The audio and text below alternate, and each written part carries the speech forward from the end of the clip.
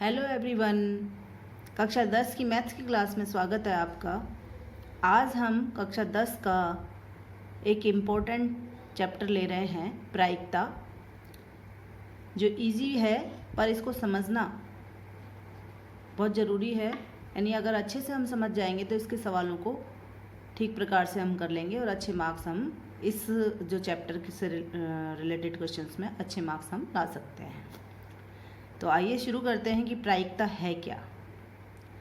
देखिए, रोज़ाना के रोज़ दिनों में हमारे आसपास में विभिन्न घटनाएं घटती हैं। हम देखते हैं उनमें एक से अधिक परिणाम हो सकते हैं, जैसे बारिश का होना। तो अभी आपने आसपास के अपने लोगों को कहते हुए सुना होगा कि आज तो बारिश होगी, आज बारिश होने की संभावना है। या फिर भारत के मैच को किसी और देश के साथ में जब मैच होता है, क्रिकेट मैच, तब भी कयास लगाए जाते हैं कि आज भारत की टीम जीतेगी, टॉस जीतेगी, पहले खेलेगी। तो इस तरीके के जो कयास लगाए जाते हैं, ये सब इन सब का जो संभावनाएं होती हैं, इनका जो सिद्धांत है, इनको पता करने का सिद्धांत है, यानी इनके परिणाम क्या क्या हो सकते हैं, इसको पता करने के सिद्धांत को प्रायिकता कहते हैं। अब जब हम किसी घटना के घटित होने की संभावना को संख्यात्मक रूप में व्यक्त करते हैं, यानी कोई भी जो घटना है उसके घटित होने की संभावना संख्यात्मक रूप में व्यक्त की जाती है, तो उसे हम क्या कहते हैं? प्रायिकता। और प्रायिकता का सूत्र होता है PE बराबर E के अनुकूल परिणाम बटा कुल संभावित परिणाम। यानी जितने भी परिणाम हो सकते हैं वो तो हैं ये कुल संभावित परिणाम, और जो घटना घटित होनी है यानी उस घटना के अनुकूल कितने परिणाम है वो E यानी होता है इवेंट। अब कुछ इससे रिलेटेड हम शब्दावली को जान लेते हैं, जिससे आगे हमको जब प्रश्न करेंगे तो हमको कोई दिक्कत नहीं आएगी। तो सबसे पहले तो देखते हैं कि हम जब कोई भी ये घटना घटती है यानी कोई प्रयोग किया जाता है, तो ये प्रयोग क्या होता है उसके बारे में पहले जानते हैं। तो प्रयोग दो तरीके के होते हैं, एक तो होते हैं निश्चयात्मक प्रयोग और दूसरे होते हैं यादृच्छिक प्रयोग। निश्चयात्मक प्रयोग वे प्रयोग होते हैं जो उन आदर्श परिस्थितियों में बार बार दोहराए जाने पर एक ही परिणाम देते हैं। और ये जो प्रयोग हैं ये कहाँ किए जाते हैं? जैसे प्रयोगशाला में किए जाते हैं, केमिस्ट्री लैब में, फिजिक्स लैब में जो ये प्रयोग किए जाते हैं, ये सारे निश्चयात्मक प्रयोग होते हैं। और इनका जब हम बार बार वही करेंगे, प्रयोग को करेंगे, तो वो एक ही परिणाम आता है। जैसे उदाहरण के लिए हम ले लेते हैं, हाइड्रोजन गैस और ऑक्सीजन गैस क्रिया करके क्या बनाती है? जल बनाती है। तो बार बार जब हम इस प्रयोग को करेंगे तो बार बार ही परिणाम हमारा एक ही आएगा कि H2O प्राप्त होगा।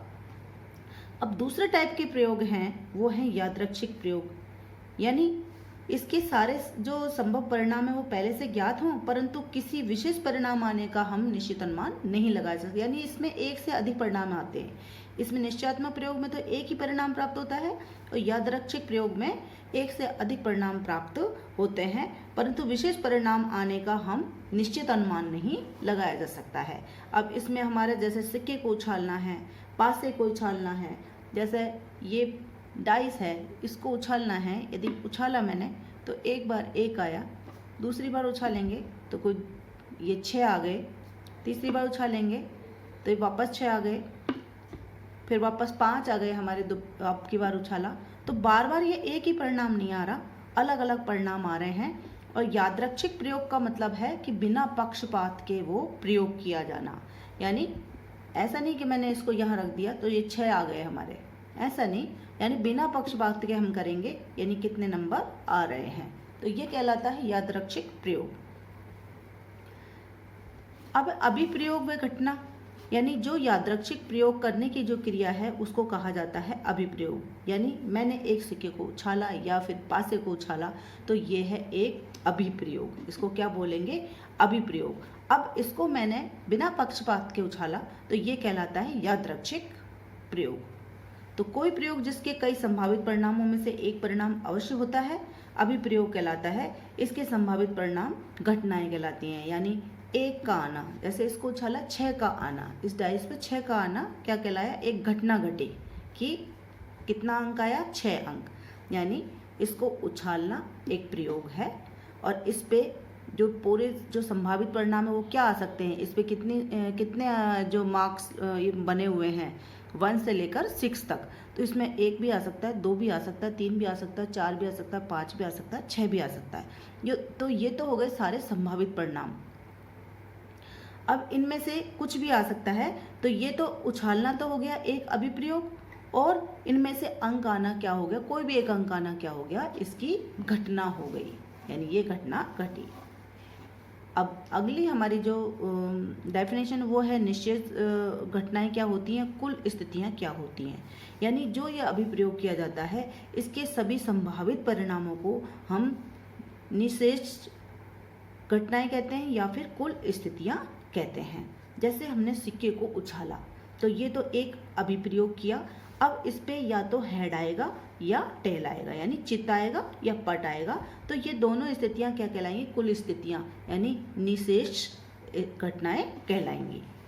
अब अनुकूल क्या है, यदि अब मैं आपसे पूछूं कि एक सिक्के को उछालने पर पट आने की प्रायिकता ज्ञात कीजिए, तो पट आना वो अनुकूल घटना है, यानी जो घटना घट रही है, यानी किसी अभिप्रयोग में किसी विशिष्ट घटना के अनुकूल स्थितियां कौन कौन सी बन रही हैं।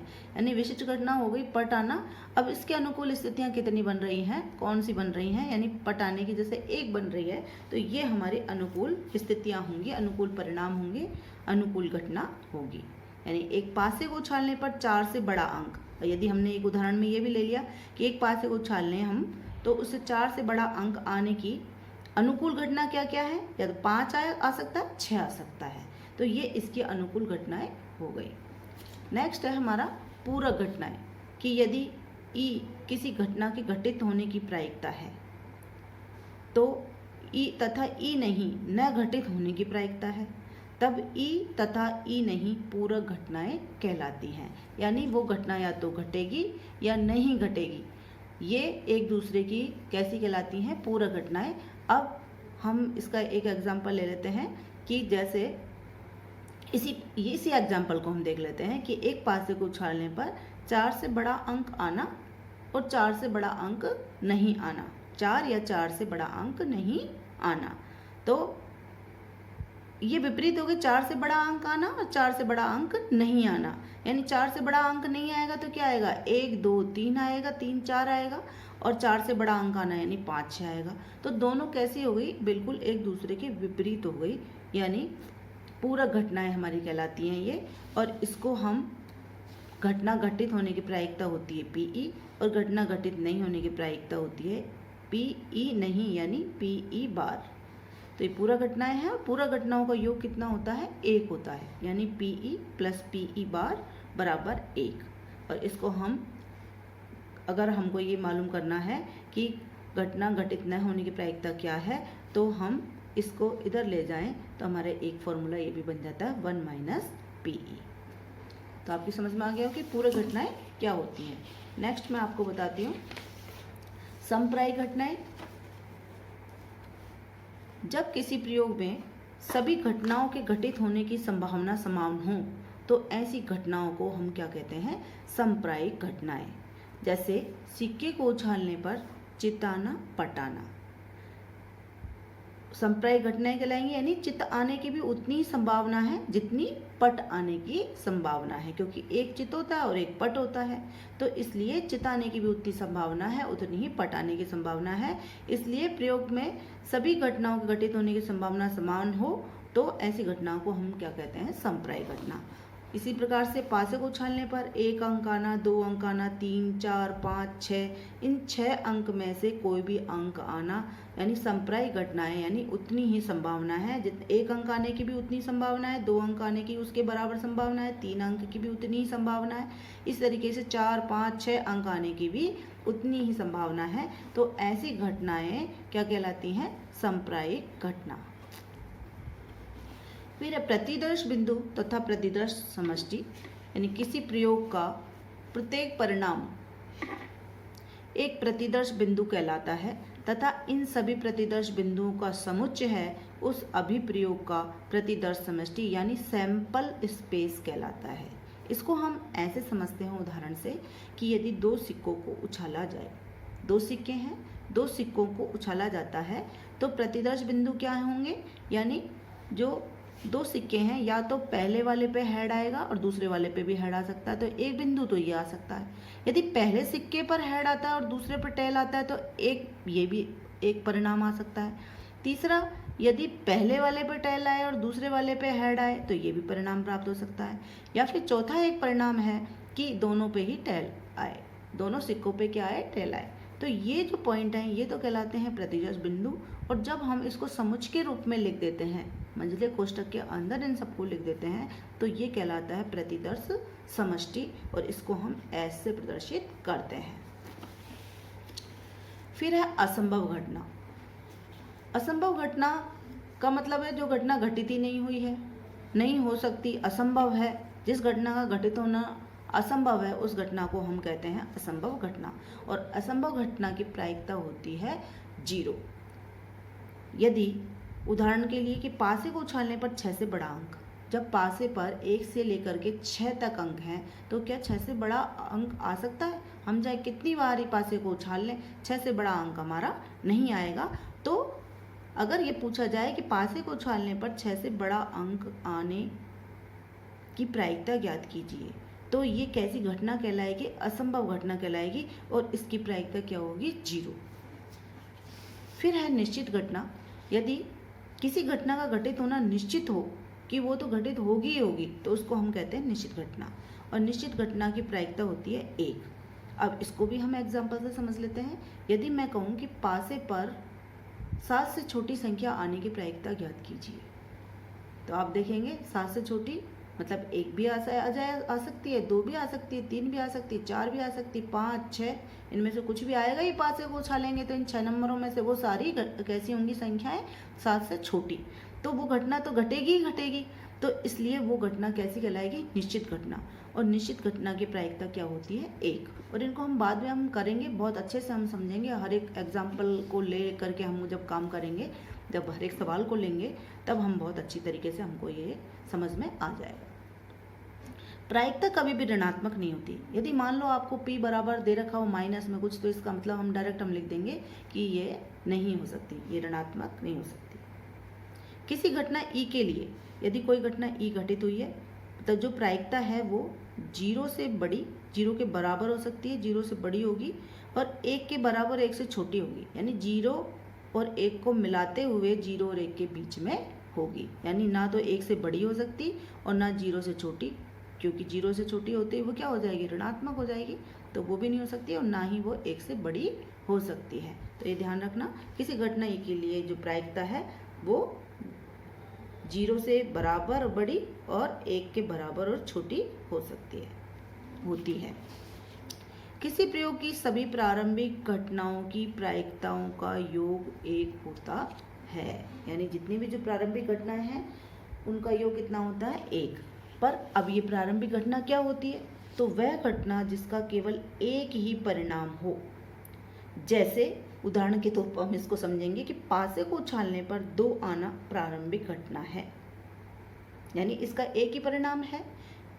2 नंबर कितना है? एक ही है, सिंगल है, तो इसको हम कहेंगे प्रारंभिक घटना। पर यदि ये आ जाता है कि सम अंक आना या फिर विषम अंक आना, तो ये प्रारंभिक घटना नहीं कहलाएगी, क्योंकि सम अंक कितने हैं? 2 भी है, 4 भी है, 6 भी, यानी इसके कितने परिणाम हैं? 3 परिणाम है। तो ये परिणाम प्रारंभिक घटना नहीं कहलाएगी। इसी तरीके से विषम अंक आना ये भी प्रारंभिक घटना नहीं कहलाएगी। इस वीडियो में बच्चों हमने प्रायिकता से रिलेटेड महत्वपूर्ण शब्दावलियों को समझा है, प्रायिकता की परिभाषा को जाना है, प्रायिकता क्या होती है, और महत्वपूर्ण बिंदुओं को, उसमें काम आने वाले महत्वपूर्ण बिंदुओं को जाना है, जो हमारे प्रायिकता के अध्ययन में आगे जब हम सवालों को करेंगे तो बहुत हमारे काम आएंगे। आशा है आपको ये वीडियो पसंद आया होगा। नेक्स्ट वीडियो में मैं आपको सिक्के से रिलेटेड सवालों को लेकर, सारे जो सवाल है 1 सिक्के, 2 सिक्के, 3 सिक्के से रिलेटेड सारे सवालों को लेकर के आऊँगी और उनको हम सॉल्व करेंगे। अगर आपको ये वीडियो अच्छा लगा हो तो लाइक करें, शेयर करें और सब्सक्राइब बटन को दबा लें यदि आपने चैनल को सब्सक्राइब नहीं किया हो। Thank you.